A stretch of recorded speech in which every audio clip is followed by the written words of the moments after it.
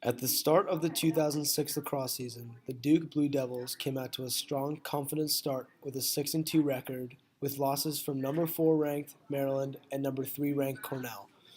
All the signs pointed towards a successful season with a good chance of possibly winning a title as well. Then, controversy struck. Now to another story we've been watching here of late, the rape case at Duke University. We have learned the identities and seen the faces now behind the indictments. It's going to be on a jury now. That's right, indictments handed down, arrests made on at least 2 young men. We're expecting yet a third indictment in the Duke lacrosse rape scandal. My name is Dave Evans. I'm a captain of the Duke University men's lacrosse team. Dave Evans was the first of the accused to speak out and declare his innocence. These allegations are lies, fabricated, and they will be proven wrong. Crystal Magnum, who at the time was a stripper, accused Dave Evans along with his 2 teammates of gang raping her at a party she was hired to attend. Also, in 1996, Crystal filed a police report alleging that 3 years earlier, when she was 14, she had been kidnapped by 3 assailants, driven to Creedmoor, North Carolina, and raped. One of those she accused was her boyfriend, who was 21 at the time. She subsequently backed away from the charges, a move relatives claimed was motivated by fear of her life. Magnum's father said he did not believe she was raped or injured.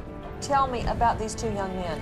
They come from some nice homes in the shadow of New York City. Nance, let's first start with Colin's home. It's in guarded. What telling me? Well, I'm telling you, they do have some nice homes, Nancy, and we also have one from Reed Seligman. His comes in at about $1,300,000. So let's take a look at the house of the parents of the alleged victim. Right off the bat, the media tried to spin this in any way they could. Their first method was making this an economic conflict by accusing the Duke athletes of having an entitlement over Crystal because of the difference in their economic status. Then, once the trial began, these tactics again came into play. Despite having minimal hard evidence, Mike Nifong, the DA representing Crystal Magnum, had lots of contact with the press as he was making exaggerated and false claims. At one point in the trial, Nifong spoke with a reporter on how during the rape, one of the Duke lacrosse players strangled Magnum from behind. No physical evidence from Magnum's hospital report confirmed Nifong's claim. It was also confirmed in court that Nifong had withheld evidence from the defense concerning DNA tests.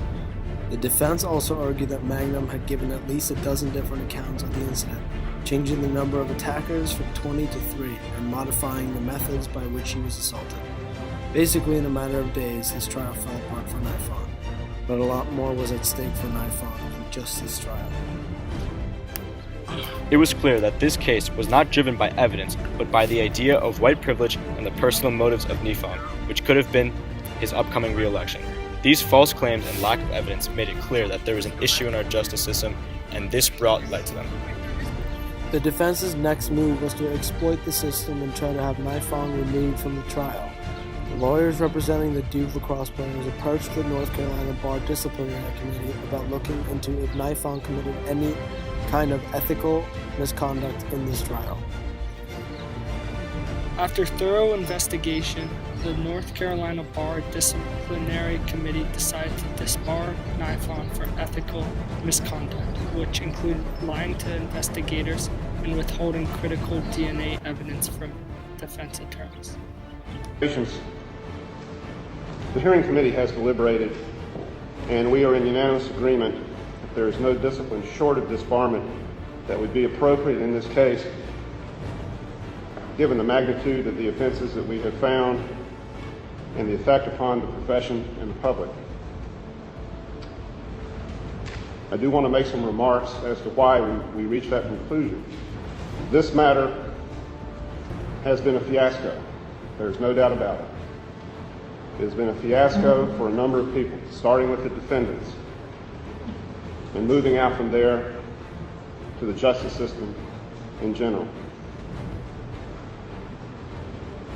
We've heard evidence over the last several days of how that came about.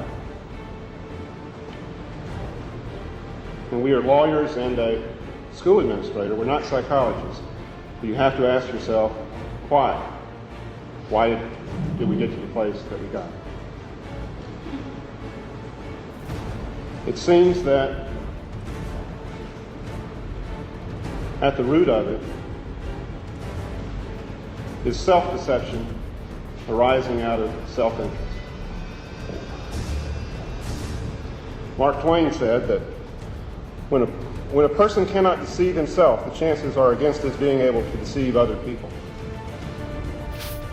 After Nifong was removed from the case, a new DA took over.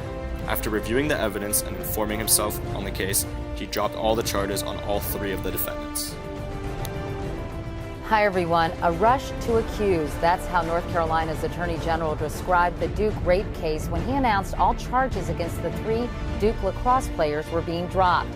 Questions are now focusing on the woman accuser and the prosecutor, Mike Nifong. But damage has been done to the young men involved, to the reputation of this university, and to the criminal justice system. It will take time to assess fully what happened. I'd like to start out by thanking the Attorney General and the special prosecutors for their diligent and professional job in reviewing the case file.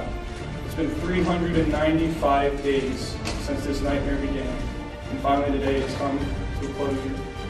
From the very beginning, many of the men who are sitting in this room, including myself, Reed and Fallon, have said that we were innocent. And we are just as innocent today as we were back then. Nothing has changed, facts don't change, and we have never wavered in our story.